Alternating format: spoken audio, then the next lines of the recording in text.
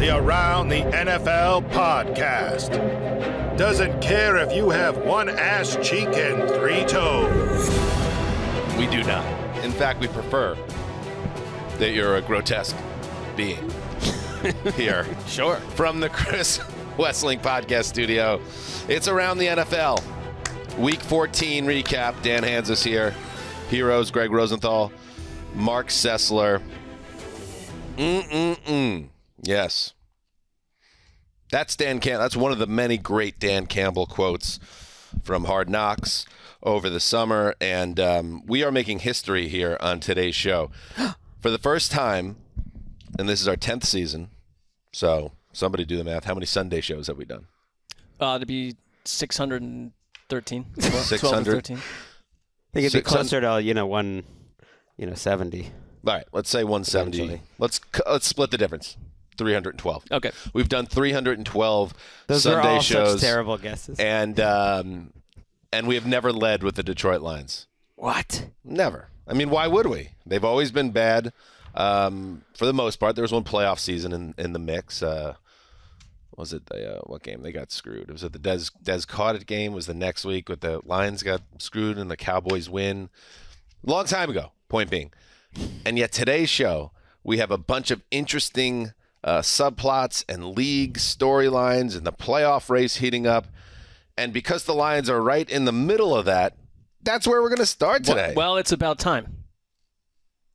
I'm enthused by the decision. You finally get on board with the team of ATL. All it took was getting first in this show. Even last week, I was singing their song, and I think they're one of the most interesting developments in the entire conference. They kind of are becoming like one of the stories of the league. We're going to have to be welcoming and generous to the rest of the football world as they catch up to our love that we've had for the Lions. I think that, yes, and I think we're ahead of the story, and now we're bathing in that. And why don't we, before we get to the first game, which of course will feature the aforementioned Detroit Lions, let's go back to Hard Knocks and hear from Dan Campbell.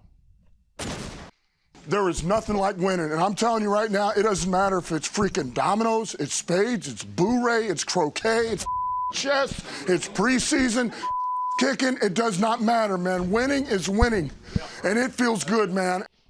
Winning is winning, and it feels good. And the Lions, the 2022 Detroit Lions, cannot stop winning. They're addicted. In motion is Sewell. Goff to throw. Wants to throw it to Sewell. He caught it. Boy, Sewell on the first down. Oh, yes. The big man dives down to the 31-yard line. Oh, that is beautiful. First down, Detroit Lions. Ben Johnson, you are my hero. Yes. Getting the big fella involved, and I love it. He went in motion. Did you see that speed? Ben Johnson, I love you. Wow. Woo! Beautiful call. Dan Miller, Lomas Brown. WXYT. Penei Sewell. Team! Just one of many great wide receivers.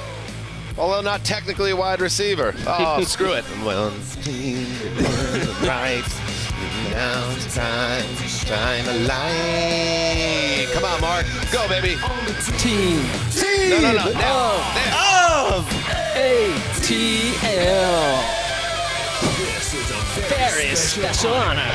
Oh, it's ragged. I'm not getting better at that, though. You had me do the same part of the song last week, and I'm not improving. Weirdly, none of us are, but we're going to get it because we're going to get more chances to do so. Anyway, so there you go. The Detroit Lions, they welcome the Minnesota Vikings into their building, the 10-2 Minnesota Vikings, and they just kind of dominate them in a 34-23 win. Jared Goff once again has a big game, including an opening scoring touchdown pass to rookie Jameson Williams. Add him to the mix. Very fun. Gregg, we'll start here, though. Give us background on that play to Sewell that had the Detroit announcers all fired up. It's the perfect place to start because it just outlines how aggressive this team is, even with the lead. That is a 3rd and 7 play from the Vikings' 41-yard line with 2 minutes to go in the game. The Vikings still have 2 timeouts at that point. So time and timeouts are a huge factor, and I came out of that timeout thinking they've been running the ball poorly, but they'd probably run the ball there, see if they can get close enough to maybe go for it on fourth down, or if not, you punt it back. Instead, you break out Penei Sewell, not just catching that pass where it's like a tackle eligible. No, he's in motion, running like a freight train. I want to give him the ball in the goal line in the end zone sometimes at backfield, because he had a lot of speed there. Dan Campbell said after the game he thought he could be a Hall of Fame tight end. To show that aggressiveness was typical of a day Hall where of Fame tight end. I know, he's like, if he lost a little weight, he's that athletic, he could be a Hall of Fame tight end. I don't know about that, but it was a nice catch. The ball wasn't exactly on him. He knew what to do, but it was typical. They went for a fake punt, Dan, on 4th and 7 with the lead. They kept sending pressure on defense, and then more than anything, with the lead in the second half of this game, they kept throwing because the running game wasn't working, and they kept stacking points. They would have scored on 6 straight possessions to end this game if not for a missed field goal, and that was by throwing. I think there's just complete, full DNA buy-in by the Lions to be this aggressive. They've been doing it all year. And, like when they were losing, it really wasn't the reason they were losing either. It's like, I just love their sort of go-for-it nature. It requires everyone from Dan Campbell to Ben Johnson. Ben Johnson, who even knew who Ben Johnson was like a year ago this time? Man, you're a genius. He's completely become more of a household name at this point. And I just am so impressed with some of these better performances we're getting from Jared Goff, because it reminds me to some degree how he looked when he was very well surrounded environmentally with the Rams and good coaching and fit in so well. And it's like, we came into this season thinking like Jared Goff is just a placeholder, a fill-in. They're going to go draft someone. I think he's proven himself to be a legit NFL starter all over again. Are you echoing my comments on the Friday Fun Show?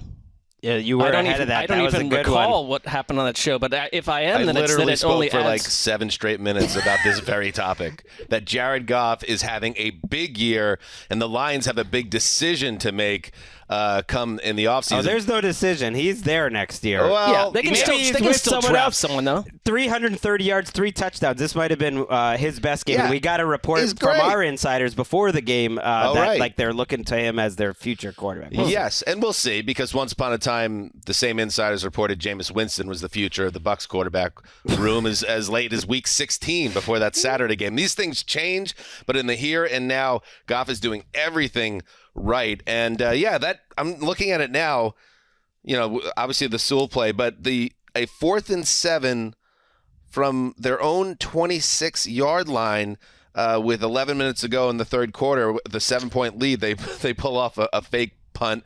They're just feeling it. And let's hear from Campbell now in the here and now. You heard from him in August when he was pumping up his team, and now he's got this team rolling. Here's Campbell after the game about the team's chances of maybe going to the postseason, which are now real.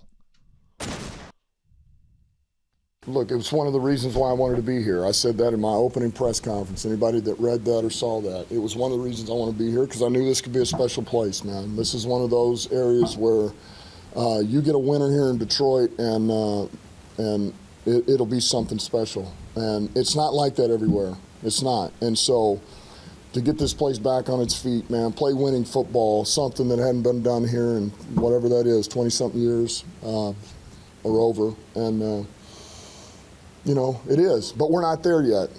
We're not there. We're playing pretty good football, and we just won another one. And now, man, yeah, it feels good. Let's go get the next one. That's all we can worry about. And, you did a great job, obviously, on offense. They scored at least 25 points every week.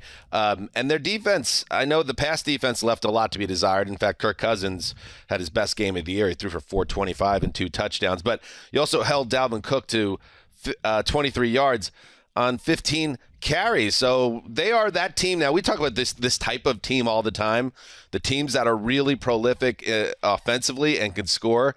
And when you are very good offensively, you don't need to have great defense, just have to have a passable defense, and they're there now, and that's why they keep winning. They keep making big plays defensively. Rodrigo is not just a hard knock story. He's a genuinely difference-making linebacker as a rookie. A couple huge run stops in this game. They got pressure on Cousins, and it was why I was so impressed with Cousins. I thought it was easily Cousins' best game of the year. He was under duress so many times. There was 9 quarterback hits. Aiden Hutchinson, I thought, had hit one of his best games of the year. They were all over him in terms of their pass defense, and Cousins kept making tough plays, but you're seeing different parts of the team step up. DJ Shark being healthy and kind of being the guy that they paid him to be, which was maybe their number one receiver. Right. That's been a quietly big development. Josh Reynolds is back. Jamison Williams is in this game and gets a 41-yard touchdown on a busted play. Didn't play that many snaps again, but even just adding that to the offense, it's like they can beat you different types of ways, and they're winning games convincingly. They beat the Giants convincingly. They beat the Jaguars convincingly. They beat the Vikings convincingly. I know they needed to make a play late, but this is a 2-score win. And the Vikings fans are going to be very quiet today and this week, because this game kind of was what all the people that were doubting the Vikings were kind of expecting in this game. So you have obviously the embarrassment of the Cowboys loss. They kind of escaped that Jets game with a win. They could have easily lost that. And now this game happens, Mark, and it's like, yes, they're 10-3. Once again, they can't clinch the division, but they will clinch the division. But there's just a lot of questions with that team in terms of the goal of getting to the Super Bowl. I don't even think that most Vikings fans would even have a problem with us raising the questions we always raise about the Vikings. Now they won't, but they were until this game. Nah, but I think like your level-headed Vikings fan talked about the fact that, they were winning these close ones. You're not getting the best season of the ever from Kirk Cousins on any level. They're like the only 10-3 team to have ever had a negative point differential at this point. It's crazy. So they kind of just are who they are. Could they win a playoff game? Sure. But they're a bad defense, and so that's what I think is really worrisome. They're extraordinarily really bad pass defense. Safe. Like, they try to play it safe and bad, which is like a bad combo. If you're going to be bad on defense, at least be like the Giants and be aggressive and make some plays. But they're sitting back there. They really missed Harrison Smith today. If you want to have a positive, I know I mentioned, Kirk playing well. Jefferson had 223 yards. Kirk had the 5th highest completion. What did you say? 223 yards. Oh, you mean 123? No, I mean 223, and it should have been absurd. It should have been 260. He would have had another a touchdown in this game that was on a bad call late in the game. They ended up scoring, but it cost them a minute a time, which was his foot did not go out of bounds. So his fantasy owners should be mad. And Kirk played out of his mind. He had the 5th highest completion percentage over expected of any quarterback in any game this year, and so that's a positive sign that, like, if you could get Kirk to play like that. The only reason they lost this game was, Hawkinson drops a dime on 3rd down that kills one drive, and then they call a pop pass in the red zone for Dalvin Cook, and he didn't admit it was a pop pass afterwards, but it was a pop pass, and he fumbled it. Where you get the ball, and then you run up, and then you jump, the Tebow play, except he started looking up before he ever saw it and then just started bobbling it around, and that was 10 points right there, and this was like an Arena League game where that was the difference. And you gave up 464 yards. Right, the defense stinks. And these Lions now play the Jets. Ooh. And I've already, I know you guys will understand, and I hope everyone connected with this amazing experience the team of around the NFL has been. I need to take a 1-week sabbatical and step away from the Lions, and I hope you guys can understand that. And if you can't, that's an issue, but... You guys being the two, I certainly think the two of us can understand where you're coming from. Right. As would most level-headed thinking human beings. I now forget who it was. This is not a happy thing for me. That's something I struggle with. You will get through it, too, I believe. Who came over our desk today and said, that's going to be tough for Dan next week? I was like, is it? I mean, Team of ATL is Greg, a lot of fun. I said that to you. It was you? Yeah. Okay. Who came over to our desk? I was thinking it wasn't you, because it's like, Greg, it's not going to be too There's tough. no one else in our newsroom. The only people that I speak to on Sunday are Greg until Dan shows up. That's then Dan and true. Greg. Drew came over. Can we move on, guys? Please, let's move. All right, so the Lions are a big storyline right now. The other big story on Sunday, to me, is what happened at the Big Bell Bottom in Santa Clara.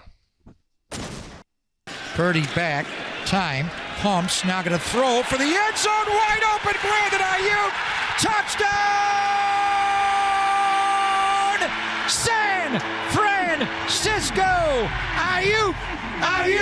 Ayuk is on fire! Yeah, so is Brock Purdy. Oh. Okay. We have a submission for the dad call of the year. And I liked it. I'm a dad. Greg Papa and Tim Ryan. KNBR. Brandon Ayuk. He scores a touchdown every week. And he's not the only one that can do that. The 49ers have great pieces on offense. We know this. But if you don't have a quarterback, you don't have hope in the NFL. And yet, Marc Sessler, maybe the Niners, having already lost Trey Lance, having already lost Jimmy Garoppolo, still have an answer quarterback because Brock Purdy, Mr. Irrelevant, steps up, plays lights-out ball in a 35-7 blowout of Tom Brady and the Bucs. Woo! I really am trying to remember a quarterback debut like this. Again, someone not unlike Ben Johnson we just talked about, that Brock Purdy was a essentially invisible human being 10 days ago. And the way he played today, and they have all his nickname was literally Mr. Irrelevant. Right. Yeah. I mean, and it's incredible how he played today. And I watched this Niners offense, and the first thing was like, are all the pieces around him going to diminish because he's going to be playing inside a very safe scheme and doing safe things that you'd expect from someone that's never done this in the NFL before? The total opposite. They couldn't have been more aggressive. They showed so much faith in Brock Purdy to throw the ball in key situations, and the result was, I thought you got the best version of Christian McCaffrey, who was unstoppable. Like, literally, they had no answers for Christian McCaffrey. Brandon Ayuk doing his things. Before Deebo Samuel left with an ankle injury, and we're hearing that that's potentially not season-ending, he could come back at some point, or it could be a high ankle, we'll see. But all of these pieces were operating in total unison with total power. They were running the ball all over the place, too. And Brock Purdy just kept making throw after throw. At the end of the first half, because the second half was just the thing was over, he finished 14 for 18 for 185 yards and 2 touchdowns and no turnovers. I just was completely impressed with it is an argument for the Shanahan quarterback-friendly, quarterback-proof attack where I think that comes and goes, and it's not. Sometimes you feel like he's a little overinflated on that front. Not today. I mean, the way that he came into this with total preparation, Brock Purdy, it tells me a lot about the coaching staff. And I know that we didn't maybe love Brian Greasy, the analyst, but there's something going on with him as quarterback coach too. I think he's done a good job, and it was there's a lot of Greasy stuff. Popping a big spot. spot. They talked about how he had really gotten him prepared for this moment. Well, they scout. If nothing, you have to give them credit for being able to choose these Shanahan quarterbacks and be able to self-scout too. Once they had him, they really seemed to know what they had in him, and that they picked these guys late in the draft that can keep your season afloat. Now, it looks like he could do even more. It told me a lot when on that touchdown throw to Ayuk that they were being that aggressive in that spot because they got the ball there with under a minute and a half to go, and they went for a touchdown to kind of pour it on with a 7th-round rookie. Yep. I think they pushed him to do everything he could, and it does change the nature of the Niners. We were like, every year this seems to happen to them, and if Brock Purdy can't play, they're cooked. And they were one of the more interesting possibilities in the NFC. I came out of today's game. It's one game. But if you had showed me without seeing the human face or the uniform and told me he would have had Tom Brady's performance, so that would have been more fitting. Because Tom Brady Tom Brady at one point had his hand hit a helmet, and you could tell he was in pain. He threw an interception on the next play. He overthrew people from there, and the Bucs, when we've seen them fall flat for quarters and halves at a time, this was the worst version of that, where you leave with literally no faith in their offense on any level. And I don't know what is going on with Tom Brady and Mike Evans, but the tone was set in this game when he hit Mike Evans on a 68-yard touchdown early on, and then it was taken back by penalty. There were 3 or 4 Bucs penalties in this that completely shut them down, opened the door for San Francisco, and it was just an example of when San Francisco hits the gas like this, if this is the version you're going to get, they could beat anyone in the NFC. I think the Eagles obviously are the one team that stands out there that could be the biggest challenge for them. Yeah, the Evans thing, if that touchdown stands and it was called back on... What was the call? It was a holding that led directly to the touchdoon. Donovan Smith is killing them Yeah. on a weekly basis, getting touchdowns wiped off back-to-back weeks. He's been an issue for them. But, if that touchdown stands, we're probably not having the conversation, but it didn't stand. And then you see at one point on the sideline, who knows, but Brady and Evans kind of animated, talking back and forth to each other. And Brady, who much was made, obviously, in the press. He had that amazing comeback on Monday Night Football. And then this was his homecoming. He grew up in nearby San Mateo. I mean, they hammered California. That storyline into the ground. And he asked for 150 tickets or something like that, and the game's 35-0 in the second half. So it's been a very, very frustrating season for Tampa Bay. They're not a good team. They're just not good. Their defense is, average. So it spikes at times, but it's definitely not a difference maker like it's been in past years. The offense is definitely limited. Brady averaged 4.5 yards an attempt in this game. And so they are what they are. And on the San Francisco side of things, Jimmy Garoppolo was playing very well. But at the end of the day, Garoppolo is what he is, which is a facilitator. He is the dreaded game manager, which doesn't have to be a bad thing, especially in an offense like that. Seeing now Brock Purdy do it the way he did today doesn't mean like he's going to be a stud now to them, but that would be a crazy story if he did turn into a stud.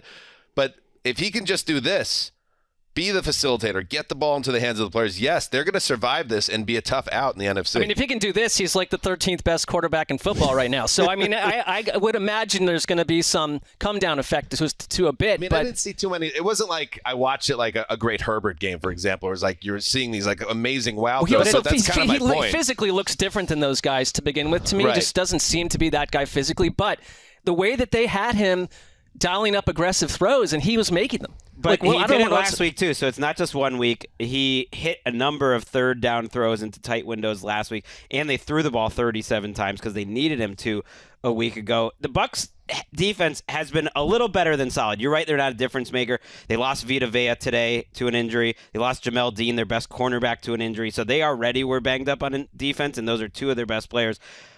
But they haven't been pushed around like this. So, I mean, that's a great sign for San Francisco with a manageable stretch run coming up, including a big Thursday night game this week against the Seahawks. We know we're not even like talking about San Francisco's defense, which is just like they had one point they had allowed one touchdown in 19 drives. And DeMeco Ryans is going to be a head coach soon. And you got guys like Dre Greenlaw every week doing amazing things. It's like they are a little banged up. They keep losing guys. But when I watched what they did today, it's like that's why I think they can win any playoff game. Let's hear from Kyle Shanahan before we move on Brock Purdy, who, again, 200 and whatever overall pick, 7th round. Parents crying in the stands watching the game. Really nice moment there. Here's Shanahan on his QB. We always have the full game plan in. Full game plan's the game plan. Whatever. Was everything available to him?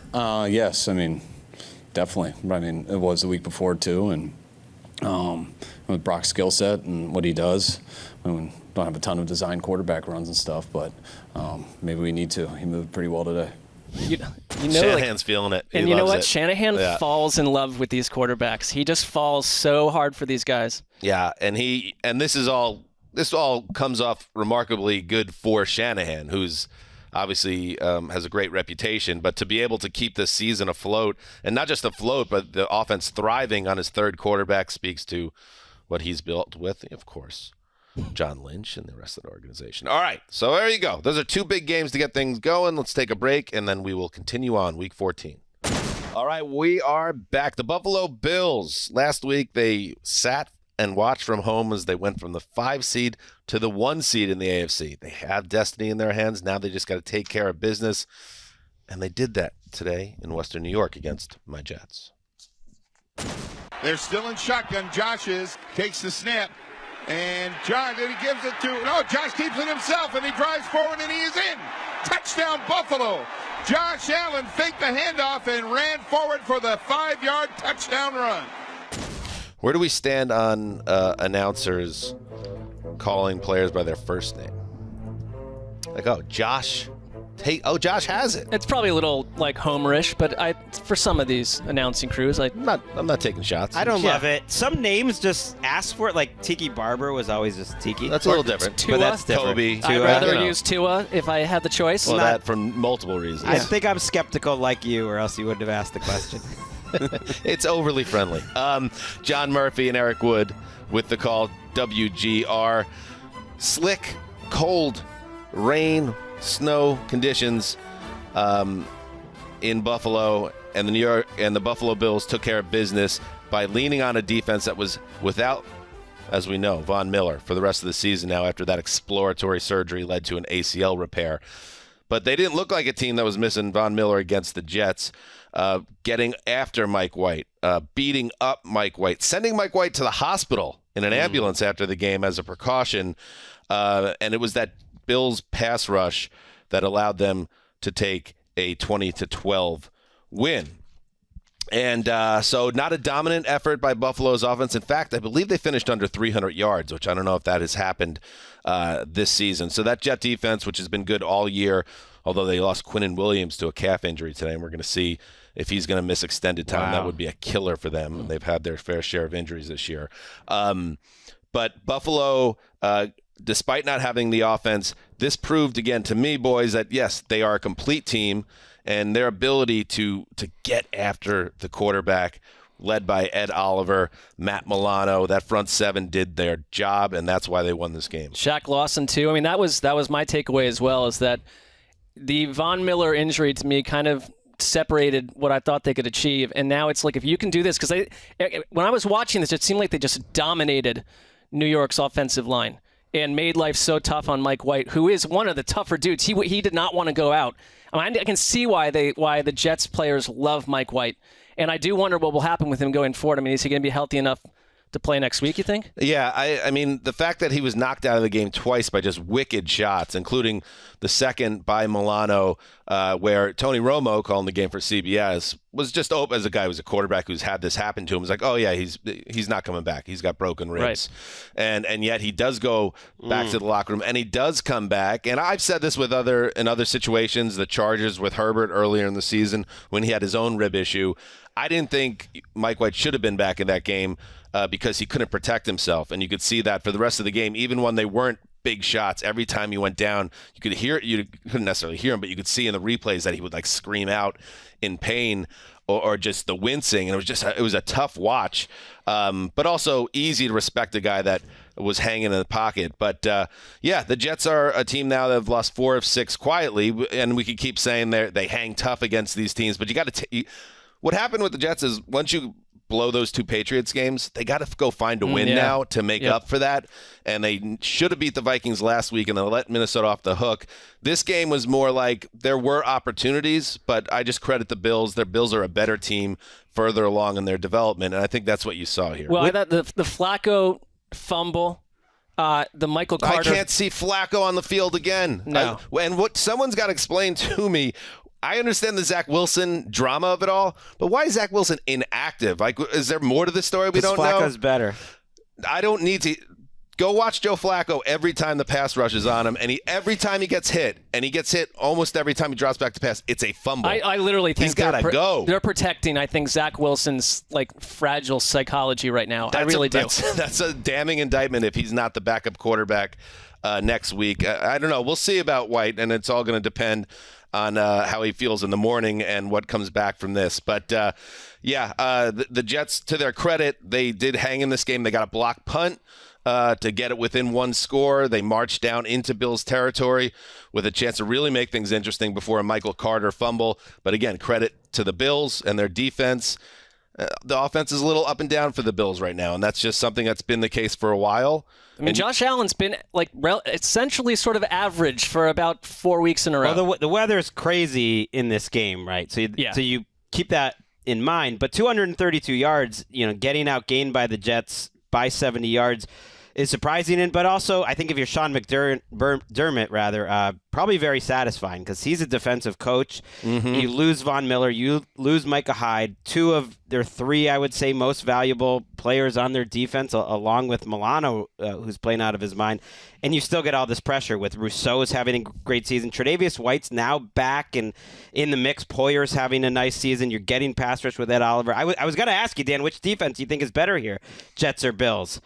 I think it's pretty close. I think they both played really well. The Jets have now scored only 2 touchdowns in the last 2 weeks, so they're having some issues right now with White. But if he's healthy, there's no controversy. I think he's still going to be the guy for them. Has to be. Here's a stat, by the way. The Mike White was pressured on 46.7% of dropbacks with just 4 rushers. So the Bills did their job. And the Jets have to figure out some things on offense here because they were not competitive on offense for stretches of this game because they could not protect the quarterback. They could not pass protect. And the running game has not been the same. I know Bam Knight has been very good for them the last few weeks. but it's never really recovered from Breece Hall. So they just got to find some ways to get out of this. They got to beat the Lions next week. Just like we said, the Lions had to win today, and they did. I think the Jets have to beat the Lions at the Meadowlands next week. And I'd say after that, the Jaguars are becoming spicier by the hour. And then you've got Seattle. You're at Seattle and at Miami if you're the Jets to close the season. That is a rugged little slate. They got to win 3 or 4. And that's just the way it is. I think, with the Chargers and the Patriots behind them, that's not a fearsome duo there, but you got to start winning again. So the Bills get it done. Up next, let's move on. Got to move on. And I will move on to the other New York team from the Meadowlands area, northern New Jersey technically. They welcomed in the best team in football, and it went as you might expect. Sanders stays in. This time, he breaks away at the 35, 30, 25, 20, 15, 10, 5. Miles Sanders, touchdown! Wow. Are you kidding me? Jack Driscoll gets a great block, and when Miles Sanders gets to the outside, it's just a foot race. And he outruns the entire Giants defense to the pylon and into the end zone. Ooh, listen to that crowd at the Meadowlands. Oh, they were booing from start to finish. Wow. Reality has set in. Merrill Reese and Mike Quick from WIP. Yes, it was another big game on the ground for the Eagles, who just blow teams away. Miles Sanders ran for 144 and touchdowns of 3 and that 40-yard score. He's over 1,000 yards rushing. And then Jalen Hurts, who's been the best quarterback in football this year, he threw 2 more touchdowns, ran for another. And the Eagles romp, Marc, 48-22 over those fading G-Men, who have 1 win in 6 weeks. Yeah, the G-Men at one point were a pet team of mine. I found it enjoyable just to watch good Giants football, well coached. Your pet teams aren't doing too well this year. They are not. It's like the Pet cemetery over there. It is very close to that. Well, I adopt a pet team in this season, particularly, I don't have to stick with them forever. No, so I'm with you on that. And for those teams' sake, it's better that you get off as quickly as possible. I do seem to have an ill effect on them. I would agree with you. But this was an enjoyable game to watch, just for the nature of Philadelphia's utterly explosive, unstoppable offense. I mean, we've talked about this, do it differently every week. And today they came out and I think made it so clear the difference between the Eagles and the Giants. And I don't care about the records or anything. It's just like Jalen Hurts is playing beautiful football right now, and their offense is so well coordinated. Opening touchdown drive of 12 plays, 91 yards, 5+ minutes. The second drive, 14, 84 yards, 8+ minutes. And they were unstoppable, running for huge chunks of yardage at a time. Deep passes unfurled beautifully. Then the Giants down 14-0. I thought, sometimes I'll say like game over, and it's not always in the fourth quarter that happens. They botched a punt, and the Eagles picked it up at the Giants 33, and essentially next play, laser to A.J. Brown. It's 21-0, and there is no shred of evidence that the Giants, who are not, the Giants do not come from behind 21-0 against anyone in this league. And Saquon Barkley has not been Saquon Barkley for weeks on end now. Daniel Jones is in a tough spot in this situation. They're kind of an empty cupboard when it comes to weapons, and that's how you get absolutely your doors blown off at home. And you're right, that crowd was dismayed and agitated. Well, this game is over the second you heard, the Saquon Barkley neck injury that popped up late in the week, and then the report before the game that proved to be true, that he was only going to be limited in the game plan. It's like, if Saquon Barkley is limited in this game plan, why even show up to play? And you know what? The Giants didn't really show up to play. So well, that 4th and 7 where the Eagles decide to go for it, and Devonta Smith makes a terrific touchdown catch. That's the beginning of the second quarter to go up 14-0. It's just the type of decisions that, like, no matter what Nick Sirianni does, whatever they call on offense or on defense, it's like it works.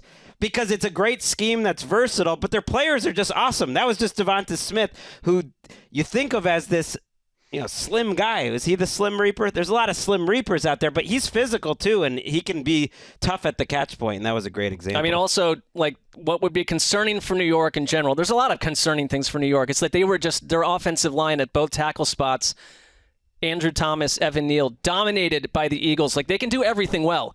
and they can put a lot of pressure on the quarterback and made life tough for Daniel Jones. Yeah, it's the Giants and the Vikings are the two NFC teams that there were a lot of outside doubters, and the Giants, I wonder how many wins they have left in them, to be honest with you. And I think we'll know a lot about that team by next week. They have Washington. I think the winner of that game probably gets that final seed in the NFC, but I think the Commanders are a better team at this stage, especially if Barkley is going to be limited. But they're loving the Giants of what happened to the Seattle Seahawks today as well. The Giants, spoiler, the Giants last beat a team that was not the Houston Texans on October 23rd. I mean, I was like, and that was the Jaguars by 6. I mean, I was a different man back then. I was just like, I was young. I remember that. Free and just a totally different mindset. It was ages ago. You feel weighed down by the world now? It's like the winter has come, and yes, many more responsibilities. And there is, the early portion of the Giants season, all those great shots of head coach Brian Daboll heading towards midfield, waving to people in the stands and hugging players. It feels fitting that on the third possession for the Giants, that the Jamie Gillen punt where it slipped out of his hand and it bounced, and then he kicked it, and that the next play is a touchdown to A.J. Brown, who was wide open. Brown, by the way, over 1,000 yards and 10 touchdowns. The Eagles are the best team in football. Yeah, I wasn't sure how I felt about you making the Eagles number 1 in the power rankings. That's just a responsibility that you have in such a high position to face doubts like myself. Just because I was thinking, maybe the Chiefs are still just a better team. But you have a bigger problem, Greggy. I know you love more than most. I think this made you look good. That's what I'm saying. Oh, thank you very much. More than most people in this industry, you put a lot into your preseason predictions and wanting to get them right. After Mahomes had some turnover issues today and Hurts did it again, I think Hurts is in the driver's seat for MVP right now. Fair, but that's a month left of the season, and people get carried away making bold statements. A month is a lot, but I'm glad you brought up preseason predictions because I did have the Philadelphia Eagles winning the Super Bowl. I'm feeling good. You got it. I have them losing the Super Bowl. Okay, you should feel good about that too. All right, pinch yourselves. All right, let's move on to Big D, where I don't even know what I picked. I'll have to check. I'm going to check while I listen to this highlight. Probably the Green Bay Cowboys. Packers. Right, if your pick was as good as the Eagles winning the Super Bowl, you'd remember. How do you even find such a thing on our website? I'll find it. Remember, for you. the 10 years of work we did on the website, and then they redesigned it and wiped out our bylines, and our entire career was wiped away. Literally like a fourth of our lives. And nobody even gave a second thought in the building about it? No, not. It doesn't bother me at all. They gave it a thought that they would do it. Oh, we're doing the podcast still. All right, let's Back to throw. Pressure's coming. They flush him out. I mean, that's annoying. Standing and looking. Nobody Lawrence chases. He throws it into the end zone. Why would you care? And the ball is intercepted by Diggs in the end zone. And my apologies to Davis Mills. He just tossed that thing about 67 yards in the air. And it gave his guys a chance, but the only players around that football were Dallas Cowboys.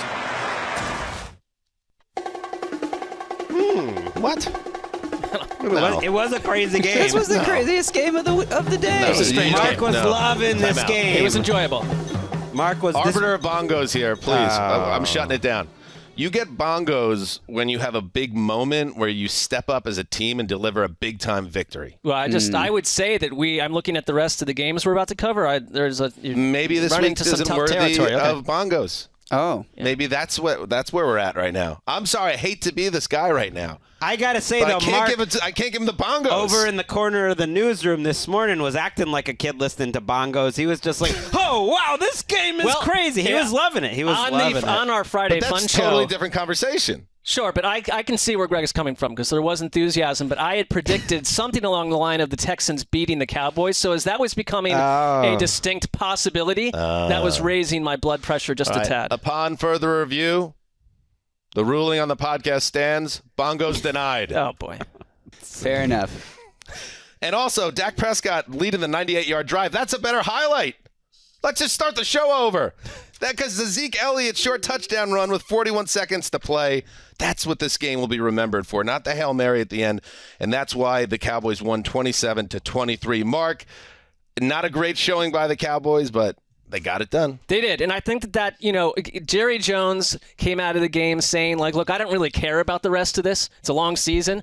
That drive at the end is all I care about. No, Dak Prescott's all I care about. And that's fine. I think you could just maybe say that kind of does work because their offense was off kilter most of the day. The reason I think this happened, and they didn't get out. I thought that the Texans coming out spicy would soon be vanquished and taken over, but it never really happened. And I think they threw Dallas off with a couple of different things. Number one, Kevontae Turpin lost the punt return early that gave the Texans the ball at the Dallas 24. They punched in a touchdown. Dak Prescott threw an interception that led to other points. And so suddenly the Texans, who have struggled to score 7 or 10 points in a game, had this early advantage. And they were running this offense with Davis Mills, who was, named the starter again this week after that whole Kyle Allen business. But they were using Jeff Driscoll and Davis Mills. And they were... You don't see that a lot anymore. No, it's like this whole platoon thing happens like once or twice a year. And I was trying to watch this and watch another game at the same time. I'm like, wait a minute, did someone get hurt? I'm spending half the time searching on Twitter to see what happened to Davis Mills. But then you start to realize what they're doing is just Jeff Driscoll. He can run the ball. And they were using him like every single time he was in there initially over the first couple drives. It's like, oh, we're running it. We're going to tell you we're running it. We don't really care if you think that's fun or not. And finally he'd start to spray the ball around a little bit. Jeff Driscoll. I mean, he's like a better... Well, he's slightly more athletic Taysom Hill. Maybe not a better player, but athletic Taysom Hill, right? Yeah, but Jeff Driscoll's like kind of an incredible. So why athlete. does he play? Well, right? Well, I mean, he literally played tight end for the Bengals. Yeah.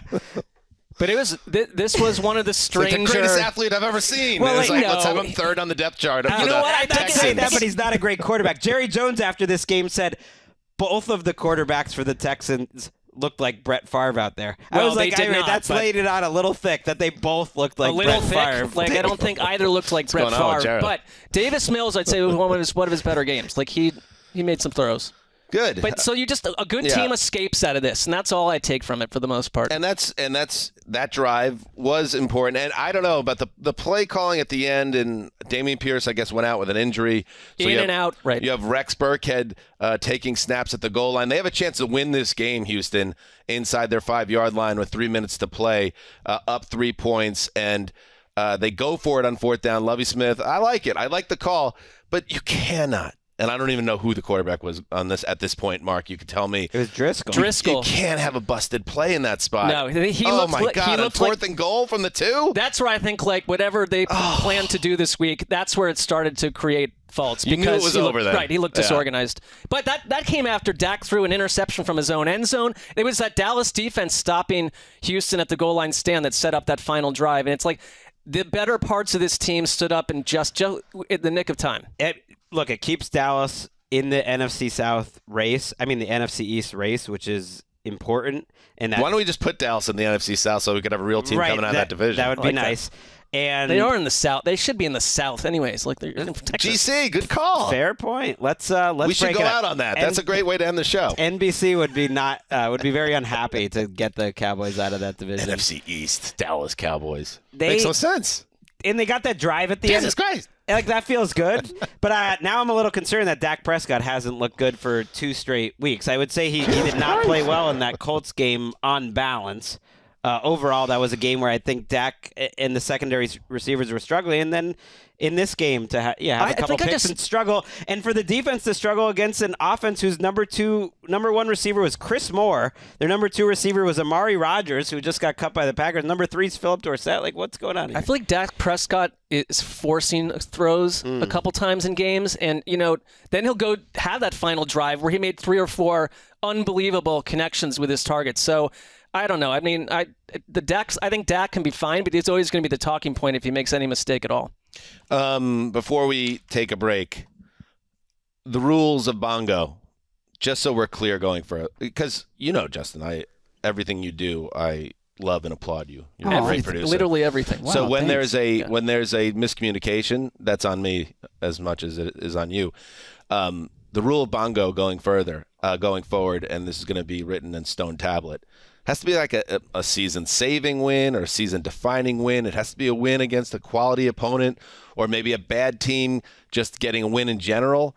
But when you have an NFC powerhouse beating a one-win team, that doesn't pass the rule of bongo. When you break it down that way, it starts to make. I start to see where you're coming from with the whole thing. I kind of thought it was just like the craziest game of the day.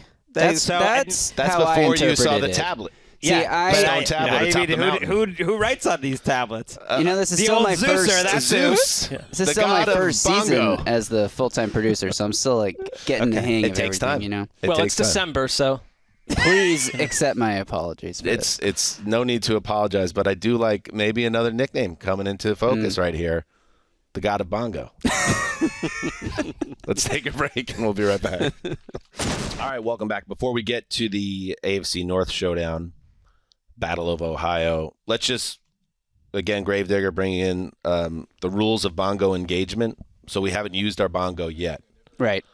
As the producer, it's on you to decide now whether there is a game worthy of the bongos, but we can't make the same mistake twice in the same show. So you got to make sure you get this one right, or just keep it in your back pocket. And I know the fans are going to be disappointed because they've come to expect bongos, but that's, heavy he who wears the crown back there behind the glass. All right. Not every show needs a bongo, but most of them probably do. Just play this the right way. Okay. This is a big test for you. Lots of pressure. This is the next big test for you as a producer. I'll just say, if he dials one up prior to Sunday Night Football, I would suggest that Justin's made a tremendous error. But let's see if he defies my. Well, I'm not saying you. I'm saying if you do that, not that you trust your instincts. or not that you're prone to that. He just told you what to do, so that Right. You now know you're don't crossing. Don't let that color your opinion. You got to trust your own gut on this. There is one game that matches all the criteria you laid out, but it would hurt my soul. So we'll see what happens. It's a few games. I know where he's going with that, and he's coming closer than any of the others. It's not behind much of a veil. Yeah. All right, let's go. Old Sherlock Holmes over here. Burrow catches a high snap. You shush. Now it's a flea flicker. Burrow's going to throw it deep. He's got a man open. Over the shoulder catch. Suck in them safeties. At the 6. Our guy. Touchdown. Crikey. Bengals. The flea flicker executed to perfection. Joey Franchise launched it perfectly down the middle of the field for the touchdown strike to Trenton Irwin. Crikey. I love Trenton Irwin. You see the joy in his face there? Just the big old cheesy smile. Former child actor who gave up acting for football. You could see that. Yeah. That's interesting. He's theatrical in a good way. Good nug, Marc. Not a great day offensively for the Bengals, but it was not going to be easy because they continue to have issues injury-wise with their wide receivers. Ty Boyd dislocated his finger on the first series of the game, out. T. Higgins aggravates a hamstring. He leaves the game. But Joe Burrow finds a way, as he always does, and that touchdown was a big one for the Bengals in a 23-10 win over the Browns, ending a 5-game losing streak for Cincinnati against Cleveland. 4 of those with Burrow involved. Burrow said it was a team win, team ugly win, but we got it done. We could, yeah. And the Cincinnati defense did their job as well. They shut down Nick Chubb, picked off Deshaun Watson, stopped the Browns on 4th down 3 separate times, and just kept the train rolling here. They remain tied with the Ravens atop the AFC North, but there is no question to me who the best team in this division is. There isn't, and this is another example, I think, of what Joe Burrow said 3 weeks ago, where he said this is the type of game that great teams win, when they won in Tennessee in that tough game. To lose 2 of their top 3 receivers in the first drive, and now your number 2 and 3 receivers are the fighting Trents, Trent Irwin and Trent Taylor, and to find a way out of here. You don't want too many Trents in your wide receiver room. No, 2 is enough. Yeah. In a win where it seemed like the 2 teams were moving the ball in a similar way, and yet the Bengals were the ones that ended up finding the big plays and making the big stops and just kind of survive in advance in a matchup where they had lost 5 in a row. It was a big step for Zach Taylor to get a win over Kevin Stefanski. For whatever reason, this matchup doesn't seem to favor them, especially their defense, and that was not the case today, only giving up 10 points. Divisional football is strange because their only loss after October 9th, the Bengals, was that aberration destruction by Cleveland on Monday Night Football, which just stands out as one of the weirder games of the year. But they do match up well with Cincinnati, and they gave them a fight today, but the Browns also, I think, are dealing with a level of disorganization post Jacoby Brissett trying to shift to Deshaun Watson, who still just does not look comfortable to me out there. I think it's affecting their ground game to some degree. I don't love their cast of wideouts to begin with, but Watson did not look as disjointed as a week ago. But he does not seem comfortable to me, and I think it's like you need more time to get used to him if you're the rest of the team too. Yeah, he was better than he was last week, but that's not saying much. And I think Cooper has proven himself to be a very good wide receiver in this offense. So they do have Cooper. Njoku. I think Njoku and Watson. Once Watson, assuming he does get back to the level of play before his suspension and everything that happened, I think they can have, a Pro Bowl type pairing, the two of them. So I don't think they're too far away on offense. They got to fortify the line and maybe add another wide receiver. But in this game, they've scored like one touchdown in 2 weeks, so it should be I just think noted. they've not. They were a good offense. But I think for we're months. all. I know there's obviously an inclination to root against Watson, and I understand that. But I'm just talking from a pure football side of things. This is going to take time. I mean, his touchdown pass he threw to Njoku was his first touchdown pass in 707 days. So I think Cleveland, which is now out of the mix here with their 8th loss from a playoff standpoint, most likely. I mean, I guess if we're talking about a 9-8 team can get in, perhaps they could reel off 4 straight wins. But this does give them, I know you had said it, Mark, maybe it was in a conversation with Chris Rose last week. You're like, maybe it would have been better just if Watson didn't play at all this year and then have a fresh start next year. Well, maybe this is the best thing for the Browns now. Now you have this runway to the end of the season to try to get some comfort back to this offense, because right now it's very wonky, and Cincinnati's defense took advantage of that. Well, yeah, because I think that last week what I said too was it's probably better that they aren't really on the fringe of the playoff race and having to try to work this thing out too. You've given everything up for this quarterback. I don't have to like the decision. No one does.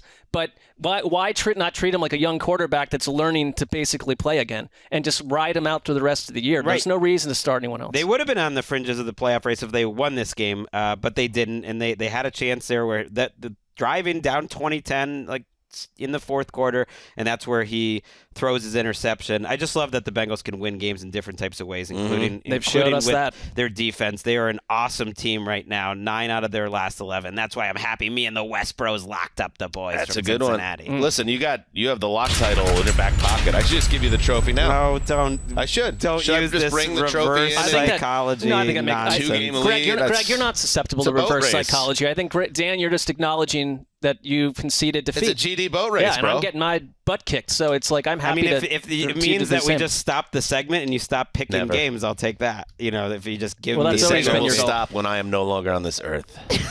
One other thing, Jake Brisket did show up in this game. They did that last week too. Pivotal moment, 4th and 1 down deep in Cincinnati territory, and everyone said, "Oh, he's going to sneak it with a big body."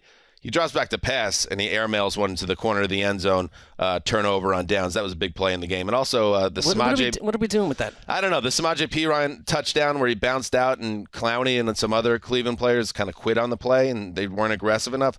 Add in 9 penalties for 98 yards. The Browns are kind of a mess. All right, let's move on. Let's keep moving.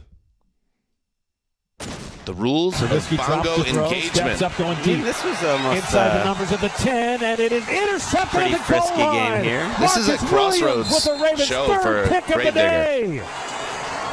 Marcus Williams back in the lineup after coming off of injured reserve with a broken wrist, and instead he breaks the reference to Mike Vrabel's Crossroads comment? And they are getting disgruntled again in Pittsburgh. Vrabel did say it. No. Now the guy at Bongo said it. I think you're at a crossroads. This could have been a Bongos game here. Ravens, I like this Steelers. choice, though. I like this choice. This one's good. Jerry Sandusky. Anthony Brown versus Mitch Trubisky gets the Bongos, Greg? What are we doing? Where are we going with all this? WBAL. The Ravens are beat up. By the end of the game on Sunday, they were on their 3rd quarterback, but they find a way in Pittsburgh, 16-14, and it was their running game led by J.K. Dobbins, 120 yards and a touchdown in his first game since undergoing a second knee surgery in 2 years. Greggy, The Ravens aren't a fun team really to watch. They haven't really been fun since September to watch, but I got to give them some credit for finding a way. Pittsburgh was feeling good about itself, and they brought them down to earth. This is a classic Ravens win. I think John Harbaugh is going to love this win. I think it shows that this team is different than they were a year ago. It's like an organizational type of win. 60 years old. It's true. I mean, he has been there a long time, so you got to win fast. They're on their third-string quarterback early in the second half. That's when Huntley... What happened, by the way? Tyler Huntley took a massive hit from Minkah Fitzpatrick up around his chest, but that's not where he got injured, and then he got kind of caught underneath, and I think that was the injury that actually put him out. Was it a concussion protocol or was it an ankle? I think it was his ankle injury that actually knocked him out. But it was about the 7th or 8th time Huntley took a massive hit in that game. And throughout it, I was just thinking, he is not going to last. He was taking hits as a runner. He got 31 yards on the ground. He was taking hits as a passer, only threw the ball 12 times. And it almost felt like it was a matter of time, and that's exactly what happened. So for them to win because of their defense, because Calais Campbell is having a monster season, because Patrick Queen and Roquan Smith both had interceptions. Queens was incredible, and they were both making plays behind the line of scrimmage in the run game. And then in the secondary, Marcus Williams with that interception, too, of Trubisky.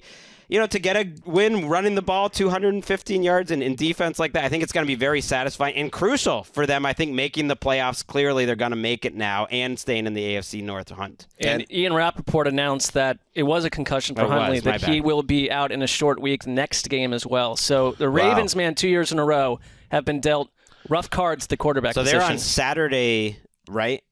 There are 3 Saturday games next week, week 15. All on NFL Network. They have the Browns on Saturday afternoons. That's a tricky game with your third-string quarterback if that's what it's going to be, because we heard a report that Lamar Jackson was trending towards having 2 weeks off with this injury. I guess Adam Schefter reported that Christmas Eve is the targeted date for his return, which would be the week after next. That makes this game even bigger that they won it. And I was surprised because the Steelers, who had been running the ball so well lately, could not run it against Baltimore, who is a really good run defense because of Calais Campbell and others, and that the Ravens were able to run all over them in key spots. You cannot just put this on Mitch Trubisky. But Trubisky threw a couple bad interceptions in this as well, and it is what it is. But that, Kenny Pickett, that's his second concussion of the year too.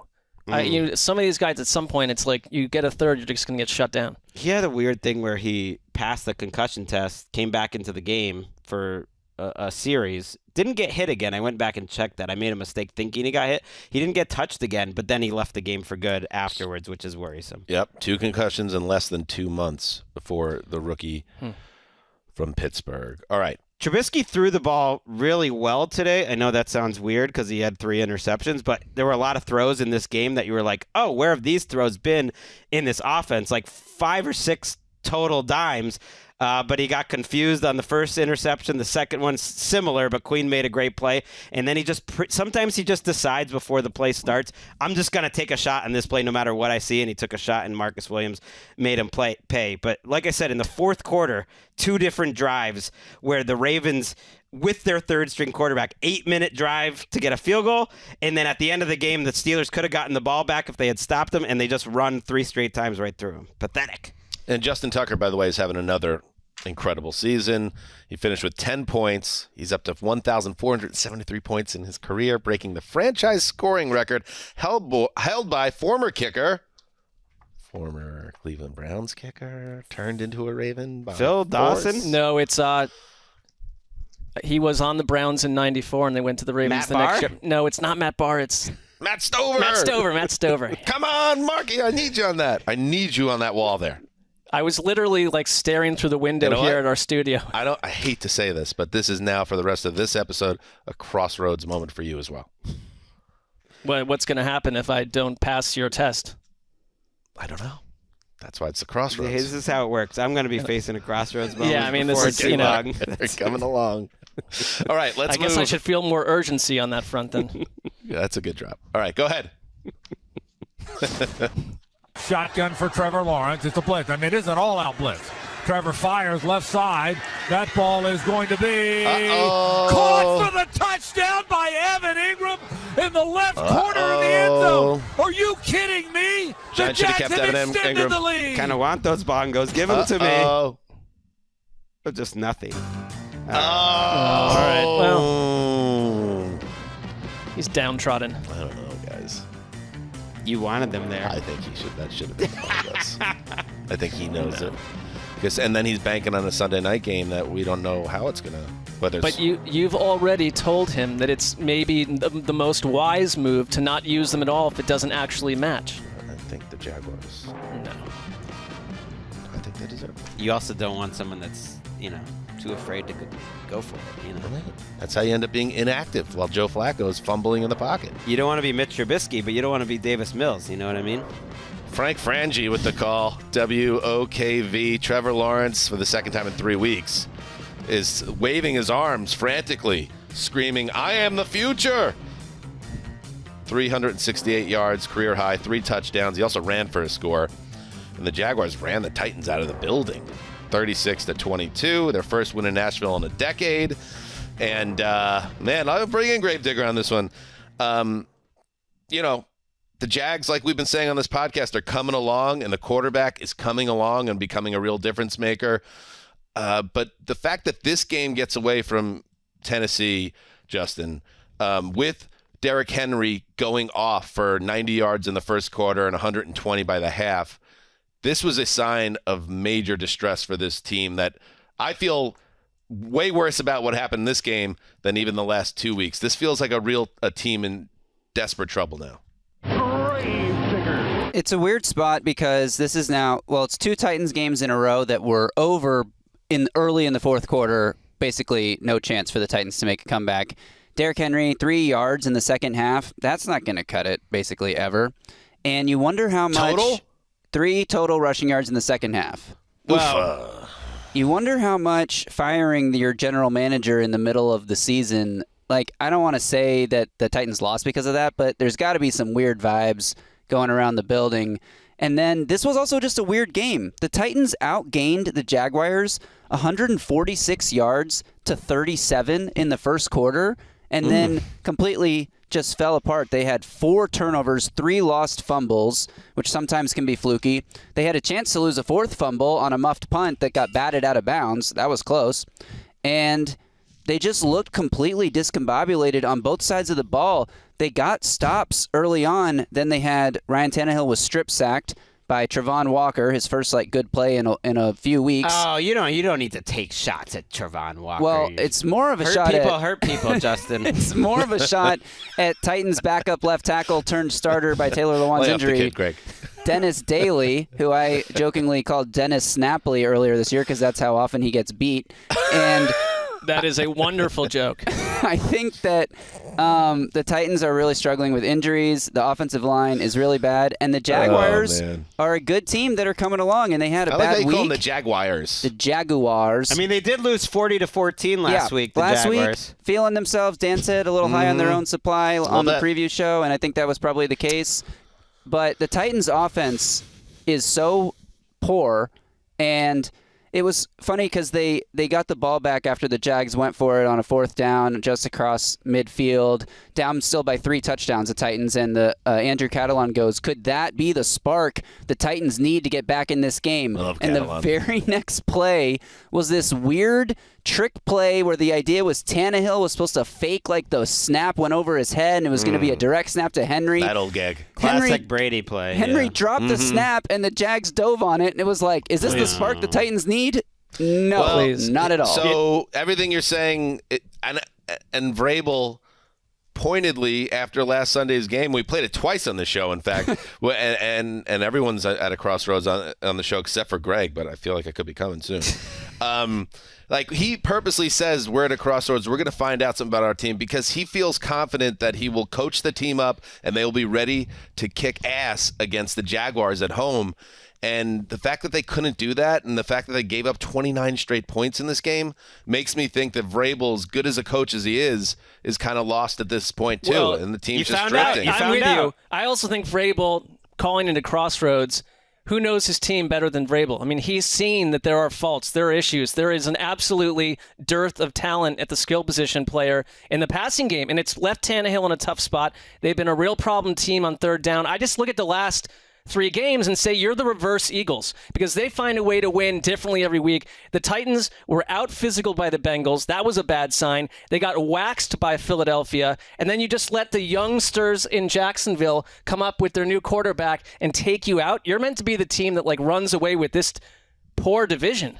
There was it's concerning. A key play where, who was it? McCreary could have picked off Lawrence, and instead, it turns into a touchdown for Zay Jones getting his feet in. I think that's like a 7-point swing right there. But you let Evan Ingram get 162 yards. You let Zay Jones get 77 and a touch. The Titans at one point, I looked at the list. I think they're missing 7 defensive starters, or potentially. They're really banged up. 7 if you count starters. Harold Landry in that mix. Right. Well, you should. He's the highest paid player on their team. They've played all season without him, but yeah. I'm just saying that's a lot of starters, and then to have that and a really bad offensive line, they're a team in crisis. And you're right. I think Vrabel kind of knew it, and he said you're going to find out a lot. We did. He challenged his team, and that's how they responded. It's crazy because second week in a row they've completely shut down the opponent running game, and it hasn't mattered at all. They're just letting whoever they play throw all over the yard. And it's like the dam that's breaking, and you stick your thumb in one hole, then another one opens up.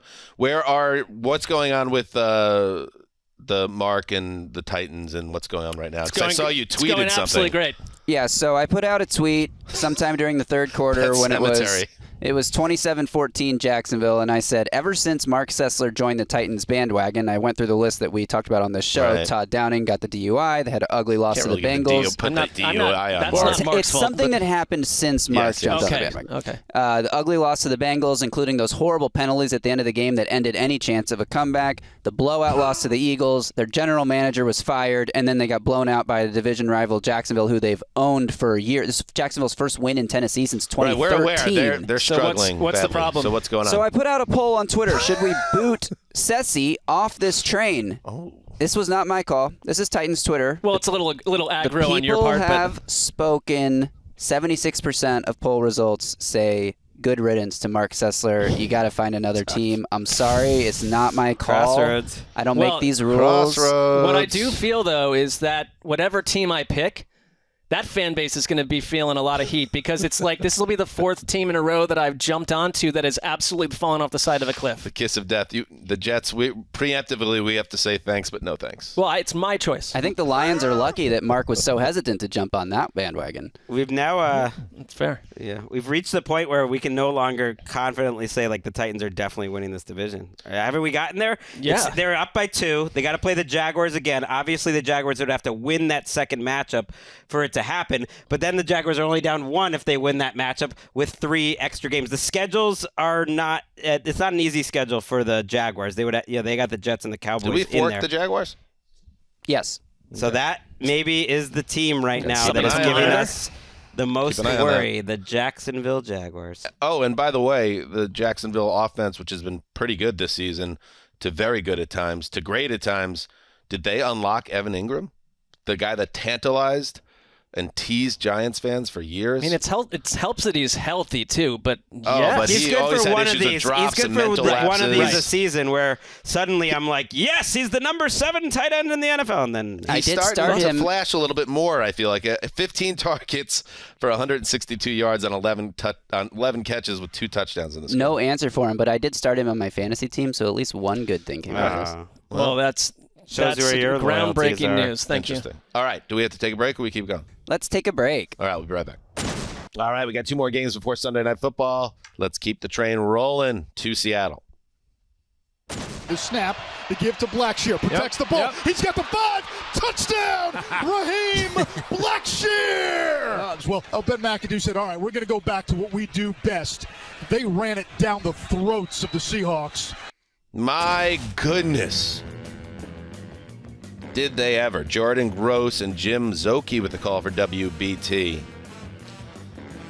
There was a moment in this game where the Seahawks seemed to get things under control after falling behind 17-zip. They got it to 2017, and then Carolina just said, oh, wait, they literally can't stop our running game. And we don't even have Christian McCaffrey anymore. But it doesn't matter because guys like Chuba Hubbard and Raheem Blackshear ran right over the Seahawks en route to a 30-24 win. A damaging loss for the Seahawks. And the Panthers, after another Tampa Bay meltdown are in the mix in the NFC South. In fact, if not for that miracle by the Bucs on Monday night, Gregg, you did your tabulations, and it's that time of year, by the way. This is not a Crossroads thing because we fire the Greggy Bot 3000 up with our playoff simulations. Playoff calculator now online. Oh, I like that. We are now online, and what would have happened, Greggy, if the Saints didn't gag their face off on Monday night? We'd have a 4-way tie right now in the NFC South. I wish we did. Fun. Yeah. It would have been the one way to make this dreaded division fun. Just listen to him tabulate, Marc. We do have a playoff team, impressive. finally. The Eagles have officially clinched for the playoffs, by the way. Yes. And I But think they want more. This is just the start. I think the Panthers have a legit chance to make the playoffs here at 5-8 because I think they're the best team in the NFC South. Oh, my gosh. They're 4-3 since Wilkes took over. They have an identity on both sides of the ball. They would be 5-2 if not for that crazy missed extra point game against Atlanta. Oh, man. See how this works? Seattle is so soft. I couldn't believe when they punted mid-fourth quarter just because you got to know your team and you got to see what's in front of you. And at that point in the game, it was obvious Seattle just could not stop the running game of Carolina. And so they punted it away at 4th and 7, and they marched right down the field on that Blackshear touchdown drive. Finished with the Blackshear touchdown. 10 for 74 in over 5 minutes. They had a similar drive to kick a field goal later that just burned clock. And Sam Darnold had 36 yards after halftime passing, and they held on to a lead in Seattle. Like they didn't need to do it just because they were running over He's Seattle. got a big bushy beard now as he begins phase 2 of his career as a man making a run toward being the starting quarterback for a team hosting a playoff game, a division champion no less, in about a month or so. And he saw what the rest of us saw, which was, it could be my glory day. I'm not going to do it. I'm going to give it to the running back because that's what's going to get us the win. He's just not a selfish guy. No, he should have taken some more glory because the only reason Seattle was even in this game that late was because they had 4 straight cracks at it from the 3-yard line of Seattle late third quarter, and they bizarrely threw 4 straight passes, and Darnold had a chance to run a couple of those in, and he didn't. His instincts were up and down, I would say, in this game. It wasn't about the quarterbacks, but it kind of was because Geno Smith, I think, needs to play at such a high level right now, like an MVP level for the Seattle Seahawks to win games, and he didn't today, and then the rest of the team shows up. Bad defense, bad run game. It's concerning because like their defense was shoring up, but they gave the Cardinals their best day on the ground, one of their best days. They're the one team that allowed Tampa Bay to look like they could run the ball for 161 in Germany. They gave up 283 to the Raiders. That was a disaster. 171 to the Rams, who haven't been able to run the ball all year long. I mean, this is a mess. The air started to come out of the balloon slowly in Munich, and it's just continued for the most part for the Seahawks. So, I think, and we've talked about it all year, that Geno's been very good this season. But even in what's the season of his career, he's not an MVP level good. So if you're asking him to carry the team on his back, that's just asking too much from Geno. And that I think that's what's going to cost Seattle a chance to go to the playoffs potentially here, is their defense just can't get a big stop. And that's putting the offense in bad situations. So, good job by Carolina, though. It's interesting. They won 3 of 4 games. J.C. Horn is a legit star. So he had an interception early, and it was one of those throws you're like, wow, Geno, like, why did he force it? It was one of the worst decisions. And then you rewatch the play, and they did a good job explaining it. That was not J.C. Horn's man. He, reads the play halfway through, peels off his man, and ends up making an unbelievable play on the ball. Broke up another play late that he couldn't quite get his feet in, or else he would have had a second interception. He is a star, and they have a nice pass rush there. They're a good team. I hope they give genuine consideration to keeping Steve Wilkes around. Oh, I think they will. I think if they win 2 of their last 4 here, if they continue on this track, I think Steve Wilkes is their coach next year. And we've been talking about how bad the NFC South is this year. Mm-hmm. If the Seahawks don't make the playoffs, they will rue their performance against the worst division in football. They went 0-4 against the South. Can't do that. Can't happen. I mean, but it did. Gregg, it can't happen. And you know what? Wait a second here. Wait a second.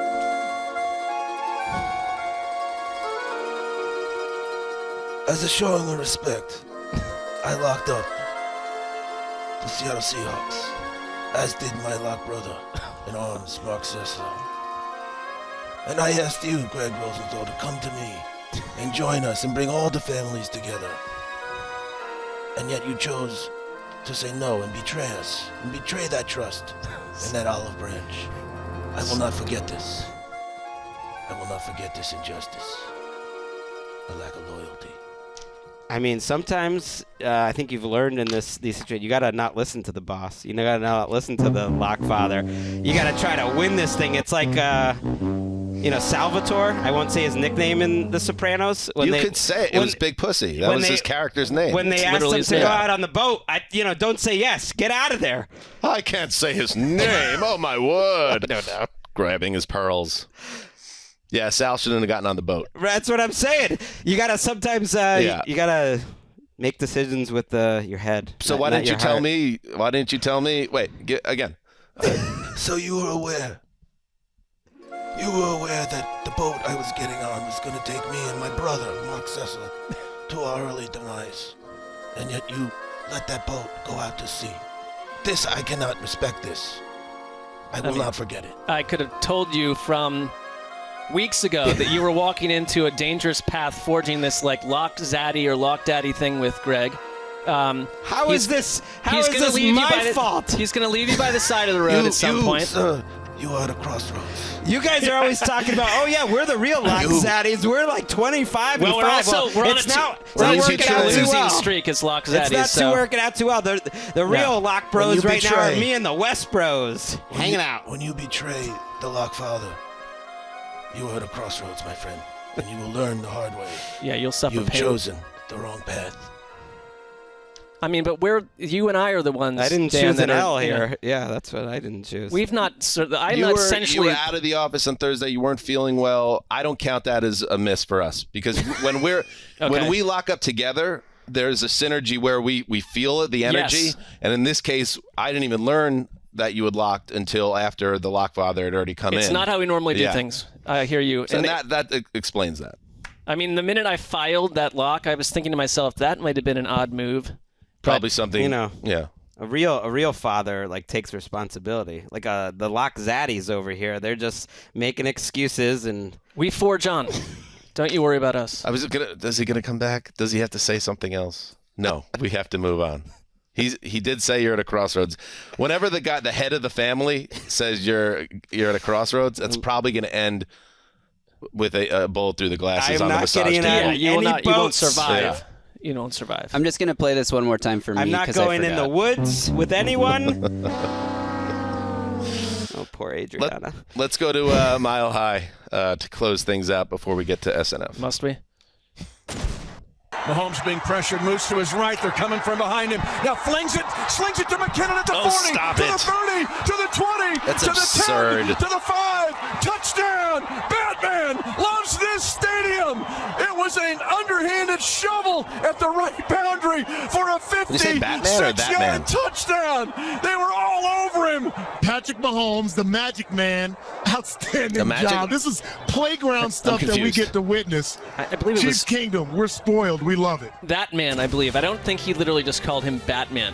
I mean, if he did, maybe. I don't know why that would make a lot of sense. Justin, can you do some research while we talk this game to see if indeed Mitch Holthus and Danon Hughes of WDAF call Patrick Mahomes Batman? Sure.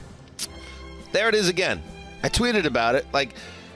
Patrick Mahomes makes decisions that would land lesser quarterbacks on, folly films for the rest of their careers.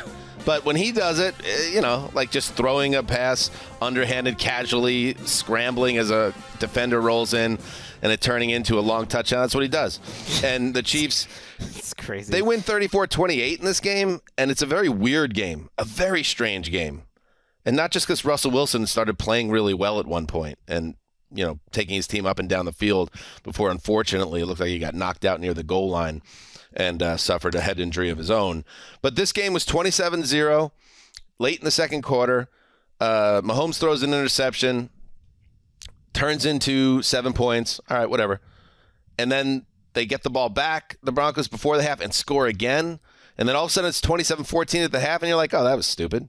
But obviously the Chiefs are just going to turn it on, and this game will end up 48 to 17 or something. No, because then the Broncos get the ball after a punt to begin the third quarter, and Patrick and Russell Wilson connects with, who was it? Somebody had the running back. Judy. Oh. No. Judy had 3 touchdowns. Marlon Mack for a screen touchdown. Rumbling and bumbling and stumbling 60 yards for a touchdown, and it's 27-21.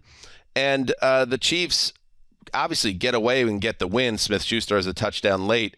But not only did the Broncos get back in this game, they had multiple chances in the second half to take the lead, where they had the ball down 6 points, but the offense either stalled, and then the unfortunate injury to Russell Wilson, which is such a microcosm of his entire lost season. When he finally gets things going, when Jerry Jeudy finally is locked in, he gets knocked out near the goal line, and it's Rippon who finishes it, Brett Rippon. You don't get a lot of games like this if you're a division opponent of the Chiefs where Mahomes throws 3 picks. That's only hasn't happened in like 2+ years. And, I mean, some of them were just not good throws, but he always makes up for it with this circus magic or Batman artistry. I'm not sure what's going on there.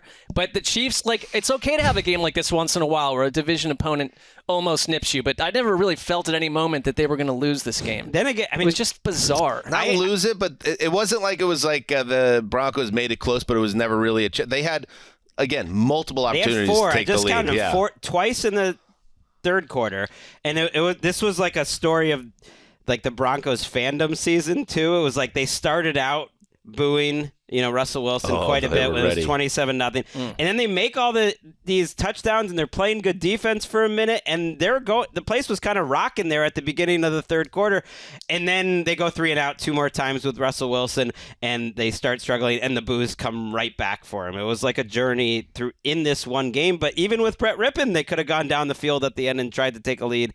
They did not. Yeah, and the Mahomes, yes, Justin. According to my cursory research, it appears that Mitch Holthus does call Patrick Mahomes Batman. Oh, I don't know about that one.